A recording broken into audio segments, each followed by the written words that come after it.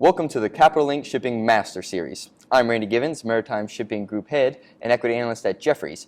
And we're here at Capital Link's 12th Annual International Shipping and Offshore Forum in New York City. I have the pleasure to be with Charles Maltby, CEO of Oslo-listed Epic Gas.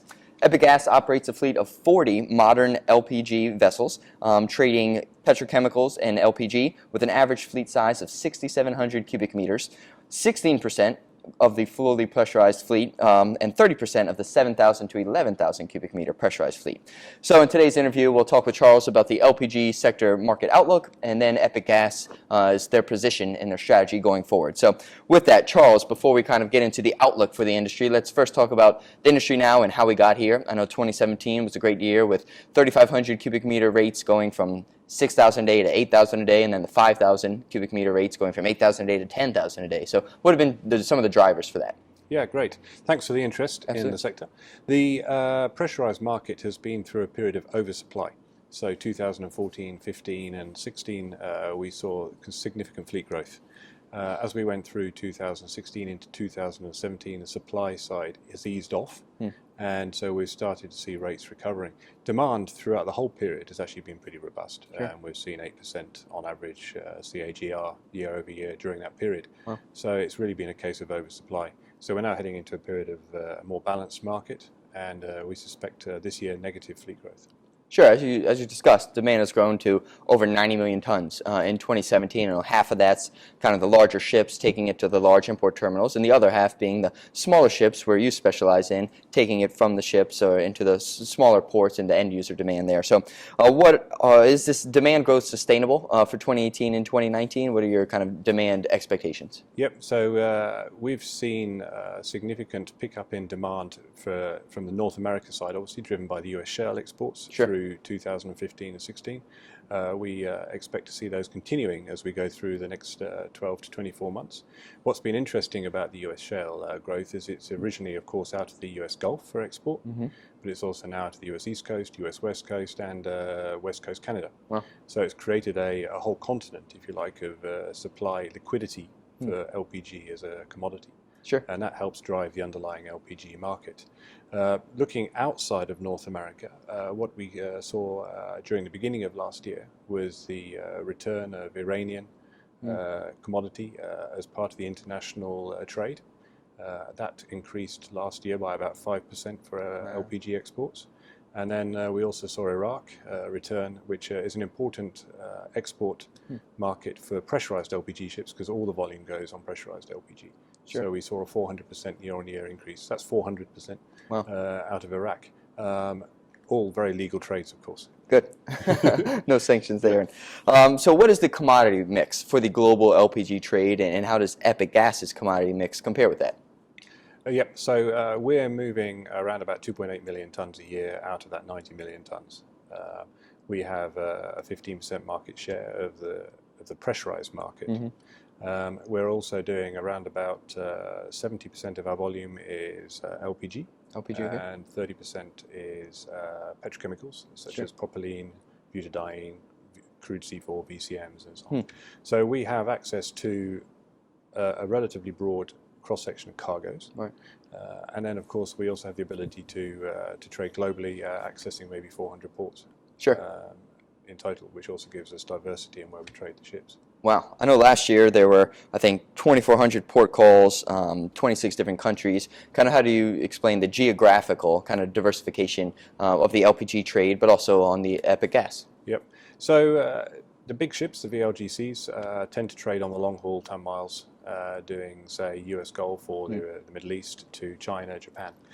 Where we fit into the chain is we're very involved in the developing economies, the last mile, the regional mile deliveries, often from those larger VLGCs. And as you said, we did 1,200 cargo operations in total last year, 1,200 port calls, and 400 of those were from VLGCs. Wow. So transshipping into the regional last mile end user. Typical end user being the bottled gas market, so cooking, heating, auto gas, and so on. Many markets across the world on a global basis are expanding because of the availability of incremental LPG supply from North America or the Middle East and also from Russia. Sure. And as you discussed, I know Epic fleets, a lot of it is the ship-to-ship transfers. There were 100 in 2015, you did about 200 in 2016, you did about 400 in 2017, so it's like 800, or what's the kind of pace of growth for 2018 and 19 on the ship-to-ship transfers? It's very much tied in with the availability of the VLGCs to deliver Sure. the long-haul miles off the coasts of the developing economies, and the handy sizes as well, for that matter. So we see continued growth as we go through this year. And it's an important part of our business. The ships which do this trade have to be of high standard, high quality. It's obviously a risky operation, so it has to be done very safely. But it's all part of the integration, if you like, of Epic into the supply chain, Right. for delivery of LPG from the northern hemisphere supply sources, so US, North America, Russia, Middle East, and from the refineries in Asia. Wow. So yeah, obviously demand's growing pretty strong here. So let's look at the supply side. I think there was a supply growth of around 9% in 2015, 6% in 2016, 4% in 2017. So kind of what do you see supply growth for 2018 and 19? I know the order book is down to 2 to 3% of the fleet. So what are your expectations there for the next year or two in terms of supply growth?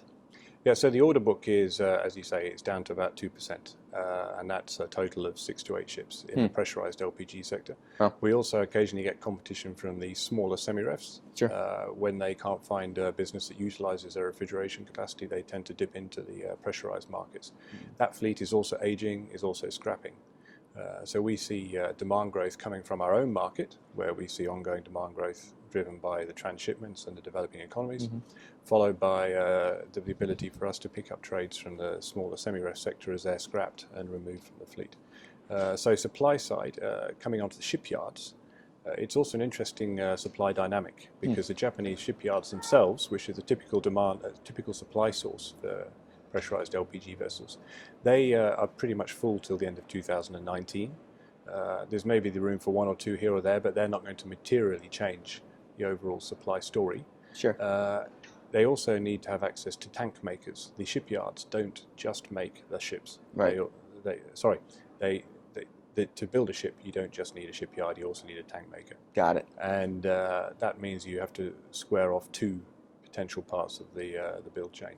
The shipyards themselves also have an interest in building building container ships, reefers, Sure. Other sectors, right. chemical tankers, product tankers. So they're not necessarily rushing to Build the smaller. build a smaller. And as Mats Berglund just touched on in one of the panels downstairs, it's also a question of the ship design. Yeah. We're moving into IMO Tier 3 designs, and the designs have to be redone and rethought for the pressurized LPG sector as well. Sure. Now looking at Epic Gas specifically, for those unfamiliar with your company maybe, what are some of your similarities or differences between yourself and BW, Dorian, Navigators, Stealth Gas even, some of the other LPG shippers, and what are your competitive advantages compared to them? We are 100% focused on pressurized LPG. Okay. So we're very much focused on one sector. Sure. And we think that's important in order to have that focus. It means that we can approach the customers with a single story. It means internally we've got a very efficient structure. We do all of our ship management and commercial operations internally. That allows us to ensure we get control over the quality of the tonnage. With 2,400 port calls a year, that's effectively 2,400 opportunities for our customers to inspect and to determine Sure. whether the ships are of high enough quality. So the technical side is important. The commercial platform in-house, that gives us the ability to really talk to customers, understand their business, and offer them many different options for the movement of their product. We're not addicted from our side to any particular form of cover with a customer. We don't mind if we do COA, voyage charter, time charter, bareboat. We don't mind if it's a fixed rate or an index rate. What we're interested in is working with customers long term to help them develop their business, and that will help us to develop ours. Sure. Now looking at some of the differences in the LPG trade, how many ports can an 84,000 cubic meter VLGC or even a handy size 22,000 cubic meter LPG carrier fit into, and how many ports can Epic Gas fleet of the smaller LPG carriers fit into? That's obviously why we have an important part of the global trade for LPG. Sure. The bigger ships have a much restricted number of ports they can fit into, and they're trading on the long haul routes. Right. Typically now, as we've seen, 400 ship-to-ship operations this year show that we can fit into those smaller ports where the demand for LPG is growing. But at the same time, we also have access to over 400 ports globally, Wow. which enables us to move assets around should one particular region be oversupplied or undersupplied. And of those 400 ports, how many of those ports can a VLGC fit into? Oh, it's a significantly smaller number. Yeah. Okay, 40? You guess. Probably I guess. less, yeah. So it basically is going to show that the growth of a BW Group or Dorian or even a Navigator and those kind of larger tonnage is very beneficial. Yeah, I mean, those bigger ships are built. LPG. Those bigger ships are built, are very expensive assets, Sure. and they're built to trade into expensive infrastructure. Mm-hmm. If you build a refinery, a petrochemical plant, you've invested hundreds of millions of dollars into that, and you need a large volume of propane, say, to go into that petrochemical plant. So Right. you're going to put it onto a large ship. Okay. Where we fit in is in the developing economies and in the smaller supply chain side, where we're looking at cooking and heating gas, auto gas, in the regional markets. Sure. Where you haven't had to invest hundreds of millions of dollars into the terminal and the infrastructure and the shoreside logistics. So the Dorian's not a competitor; they're a complement to Epic exactly. Gas. And also an essential part of the chain. There's no point Sure. parking a VLGC off Indonesia if you can't discharge it. Fair enough. Fair enough. No, as you mentioned, you focus mainly on the smaller vessels. You have 40 of them. 33 are owned, and 7 are time chartered in. Yep. So how do you make that decision between buying another vessel, either secondhand or a new building, versus chartering in a vessel? It's all about the cost, the actual underlying cost of the asset to the business. So we're constantly analysing what's a new build cost, what's a second-hand vessel cost, and then should we own it or should we lease it or charter it? Sure. And it's all about ensuring that we have a mix in our books of long-term, low-cost, high-quality, pressurised LPG assets, and we're always working out ways as to how we can average down rather than average up on cost. And providing we can have a business which has long-term, low-cost, high-quality assets, we'll be able to deliver a good performance throughout the full market cycle. Okay. That's what it's all about. So we don't really mind. I would say that owning assets, though, does provide a backbone to the business. But whether it's 3/4 or half or 2/3, I don't think it really matters. Sure. That's fair. Now, you seem to be focused mainly, recently at least, on the 7,000 to 11,000 cubic meter vessels, and that's kind of your area of growth. Is that going to be the area of growth in the next year, 2, 3 years? I think when you look at how any part of any sector of the shipping industry globally has developed in the last 20 years, you've seen ships moving, customers, cargo sizes, stems, moving up in size. Sure. LPG in particular is a relatively young sector. It didn't really exist 50 to 60 years ago. So we've seen that growth very transparently, really. 30 years ago, you were looking at 1,800 cubic meter ships, and then you moved to the 3.5s, 5, 7.5, 11s, and so on. So we've deliberately invested in the 7s to the 11s as the majority part of our fleet because everything is upsizing into those ships. Sure. Just some simple examples. 4 years ago, there were no ships above 5,000 cubic meter trading in Asia. Wow. Today, there are at least 6, which doesn't sound like many, but it's a significant start. Sure. And look, that's just our fleet. Wow. So we've seen a big pickup in demand for the larger tonnage in Asia. Okay. And then you mentioned this briefly earlier, looking at your commercial and kind of technical management, you do it all in-house. So kind of what are some of the pros and cons to this? And also it looks like your fleet utilization, 96, 97%. How do you keep that so high without longer term kind of contracts? Yeah. So the fleet utilization is very much around ensuring that the commercial team are on the case when it comes to talking to customers and offering and discussing any option. So that's why we have relatively high % of our fleet spot. When you have more ships than any of your customers, in having the scale that we have, we're able to offer great flexibility on when the ships are in the load port, which allows us to then look at spot voyages, COAs, and we can swap ships around. The fleet we have is relatively fungible in its type.